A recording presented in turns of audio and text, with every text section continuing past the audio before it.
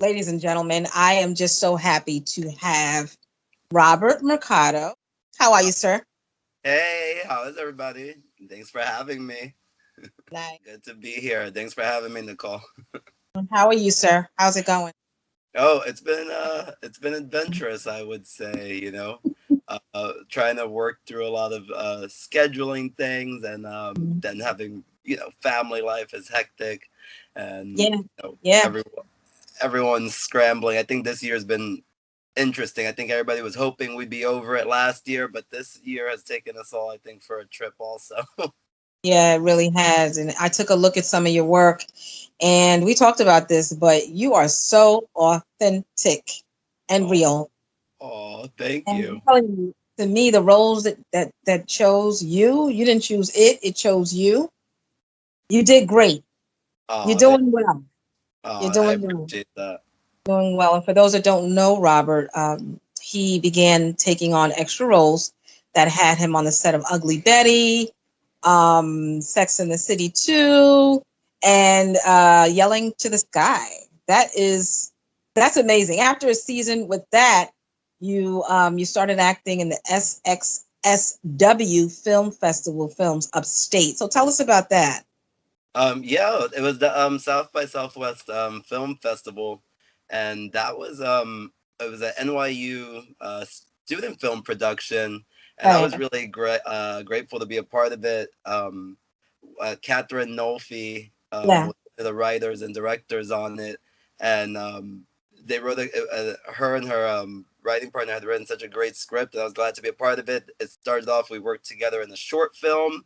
It was Right. completely separate, and that also was able to get to the South by Southwest Film Festival. It was a film called Unlimited. Um, Unlimited. yeah, so we did Unlimited, and then we did Upstate, and that And was God, I great. Miss You. Was it God, Uh, I Miss You also? God, I Miss You is a film I wrote and directed, Okay. and I acted in. And that's I've been grateful to be able to have that on different like festivals. So it's been really wonderful too, for sure. But yeah, I'm grateful for the all the work and all the people who give me opportunities, to do what I love and to Right. share and try to let people see themselves and me out there. Yeah, and I think you actually are super impressive because it doesn't stop. Uh, You wrote and acted in and co-directed the film. This film is my message of resistance to the world.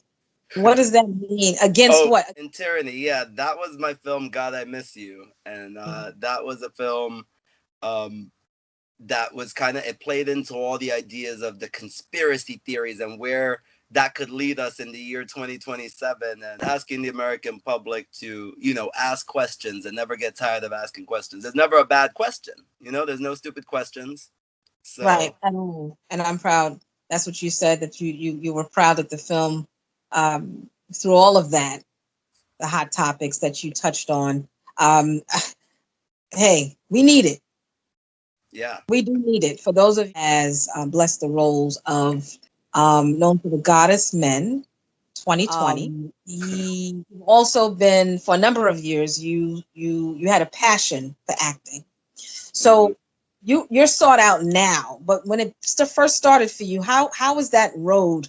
How was that road for There you? wasn't like anybody else that I knew of that act that I could talk to and say, "Hey, how did that work for you?" So I had to kind of carve out my own path, and um, for me, I didn't try to like professionally act until after high school. I was in plays in high school and things, but then like trying to get professional Yeah. gigs didn't happen until after, and with the realistic situation that most struggling artists find themselves in, you also have to work.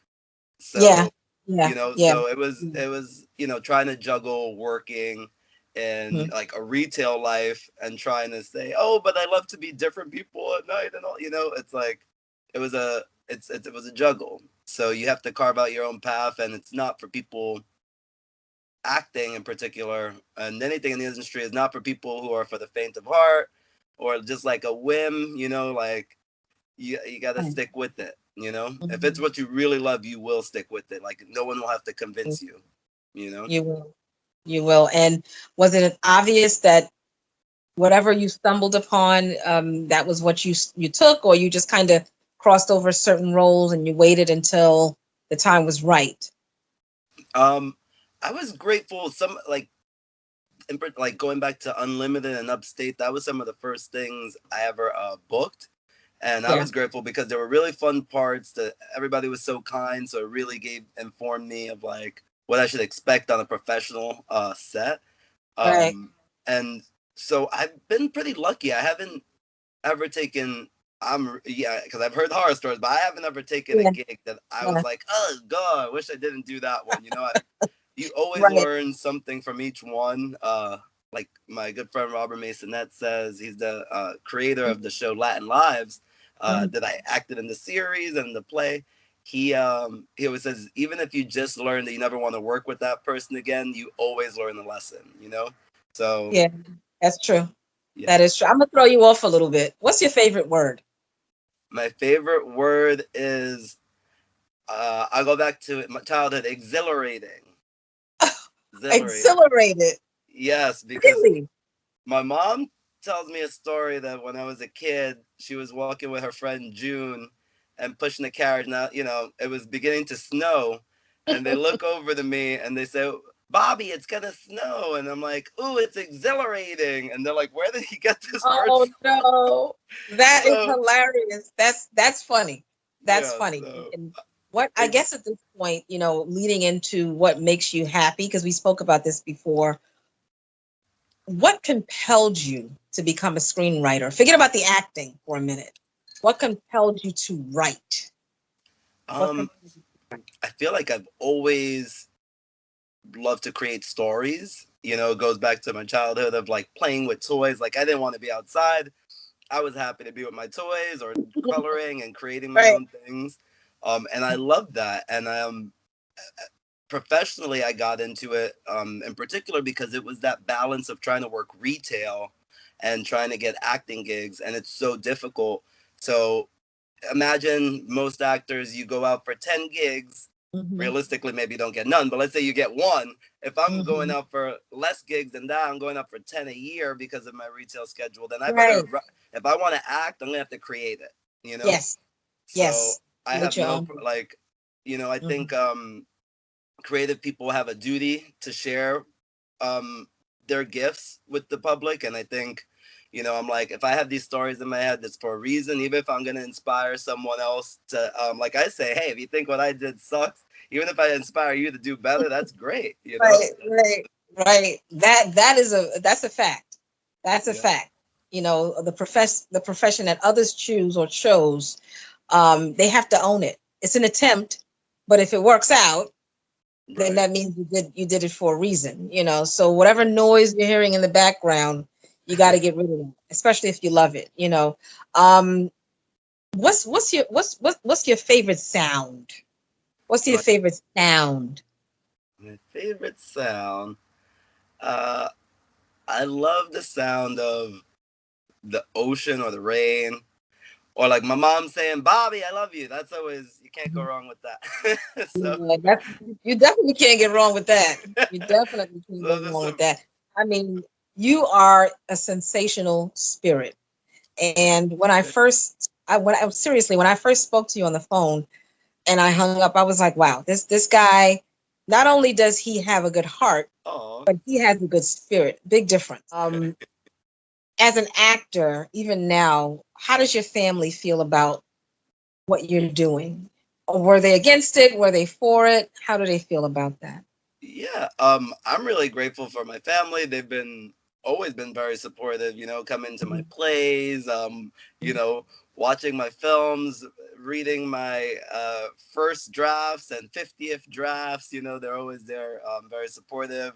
Self tapes, if they're available, they will help tape it. They will, give me a critique if I ask, So they've been super supportive, some family, they're like, so you're still doing that acting thing? How's that Mhm. going? Anything lately? And that's fine. You know, you gotta, I can't take it. I can't it's, take it. That's fine. I love it. I'm like, thanks for asking, because some people Mhm. will hear that you're creative and they won't ask, like, I think Mhm. sometimes with family in general, sometimes people don't Yeah, talk and share enough anyway. yeah. So I Mhm. appreciate the question, the curiosity. I'll take it. Take that. You'll take that. You're tough. You were born in Brooklyn, so All right. you got that blood running through you. And That's as an right. actor and a director, known for these great projects, you've been doing a number of things for a number of years. Let me ask you this: where do you see yourself in 5 years? Where do you want to go with this? I would love to see myself um as like a head writer on a series. I would love that. That's something I can envision for myself and see doing that comfortably, because I feel like most of the projects I write, even Right. though I've released them as short films, I feel like honestly my critique to them is they're almost like pilots for Yeah. series. Like it's almost Yeah. like they tend to end a little, ambiguous, or it's always like, ooh, what would be the next episode? So I feel like that would be something I'd enjoy doing, serial, like writing for a serial, Mm-hmm. and Yeah. You, working with giving opportunities to I feel like a diverse group. Like for me, like in the films, if you watch any of my films or any of the projects I've done, like everybody looks different and yeah. everybody like looks normal. Like I Mm-hmm. don't have that I'm not someone who, like, I grew up, and I felt so awkward and felt weird. So like I think of Really? myself as a big geek, so my heart is Really? always like for the underdog, for the geek. Okay. So, like I love to give opportunities to people who are real. Like I feel like I look like a normal real person, and I like to give opportunities to normal real people too, where it doesn't have to be like you're watching one of my films and everybody has six pack abs, and I'm like, I don't know where that Not place realistic. is, Right. but Not a that's not, realistic thing. and I think that's a little dangerous, because then people look at that and then they have the expectation, and it's Yeah. not realistic, and it's not, you know, that's Hmm. not something I'm interested in doing. What is Yeah, real? I think what real life, what that would mean to me would be like people who, like I said, as far as start with casting, it wouldn't Hmm. be everybody has to be 6 feet tall, Right. chiseled through the do. So you start with that with casting. Everybody doesn't need to look exactly one way. Everybody doesn't need to be exactly one color. Everybody doesn't need to have the same exact hair.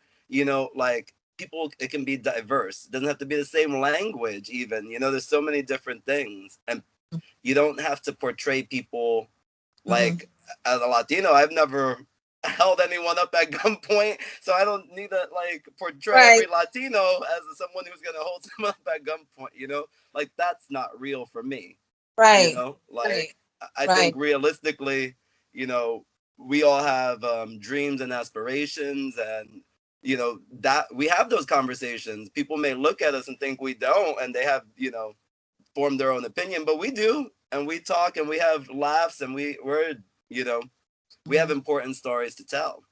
Hmm. So Yeah, I feel handling the like picture very well. Actually, you're handling the whole situation because the pandemic was tough, and it still is. So some didn't make it, some did, and it's super sad. To think about the people that have no one to speak to.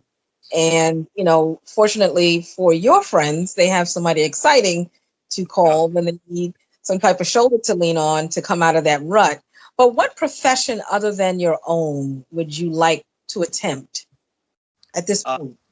if if it wasn't acting or writing or something, Mhm. you mean? Yeah.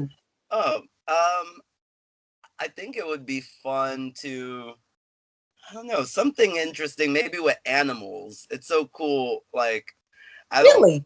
yeah, something like with animals. That's really fun. I love animals. I think Mm-hmm. they're great. They have such good hearts. Maybe something Yeah. like that. Maybe working Yeah. at like or like in a old folks home type of vibe. I Oh, love wow. that. Like I think it's Wow. nice to connect with people who feel like a little left out. Yeah. Yeah. So I think Yeah. things, I like seeing direct impacts, and I know sometimes like just being present with someone and Right. it makes all the difference. It does. It really does. It really does. And I don't want this interview to end. I know that, it was a lot going on for you this week and you're probably tired. Um, so I wanted to thank you for coming on the show and kind of Oh, stepping in with us for a couple minutes. Robert Mercado, he is the oh, dopest actor, up oh, and coming. A lot of projects up and coming, a lot of things he's working on. Tell our readers where they can reach you, where they can find you. the best place I say is Instagram, and it is Robert Mercado World. So you can look me up there, and let's connect. Thank you, and thank you so much for having me. Now, PR Magazine is Oh, awesome. I appreciate the fact that you're offering opportunities to people from all walks of life to have a voice and to be seen. So I appreciate you and value you, and thank you for your energy and your contribution that you're putting into the universe, because it means a lot. I thank appreciate you. this. Thank you so much. I appreciate you for saying those kind words. Thank you. Yeah. And we're going to be checking back in with Robert to see what he's, Uh-oh. doing. Stop by his Instagram page, all of his social media platforms. Loving is important because, is it? Is it important? I read your book. I know what you say. Love is the essential existential fact. Love is the very absence of fear. And to love in spite of what we've been through is an act of bravery and our ticket out of hell. But this doesn't look like heaven. And I don't feel brave. What I feel is guilt. And I feel guilty every moment, every second, because my friend is gone. There's no amount of loving is going to change that. So maybe you should ask someone else. Look, Poppy Padre, let me break it down for you, okay? We're living through an economic collapse of America. We're on the fucking hellmouth going through Armageddon. And the only certainty I have about tonight is that I'm going to be forgetting my last name and losing my underwear, all thanks to this huge bottle of moonshine that my roommate Jackie tried to hide in the place that she wrote down her diary. Like I can't read. Well, don't forget your name before you tell me. What's in the name? What's in a kiss? Who started it? You're not going back in there. It's because I'm Latin, right? No, it's because you're fucking drunk. And I don't give a shit if it's my day off. I will personally haul your ass in and leave you in the tank myself. What? I'm sitting right here, okay? And why don't you let Mr. Atterbury know, Jackie, that he cannot dictate to me which rooms I leave and enter, okay? He needs to get that fact straight. Go ahead, Jackie, tell him. Can you tell him? Adonis! Because he is not Mimi, listening to Mimi. me. Obviously, this doesn't matter what I think. I'm out. Good, asshole. Nobody asked you to stay. Why don't you keep it motherfucking moving? Keep it pumping. You think you gonna walk away like that from me? You don't walk away like that. Lucky I called out to Jesus and he answered saying, Don't forsake your eternal soul. just like a motherfucking cocksucker rock and roll. So you see now, I love to see now, I love to do now, like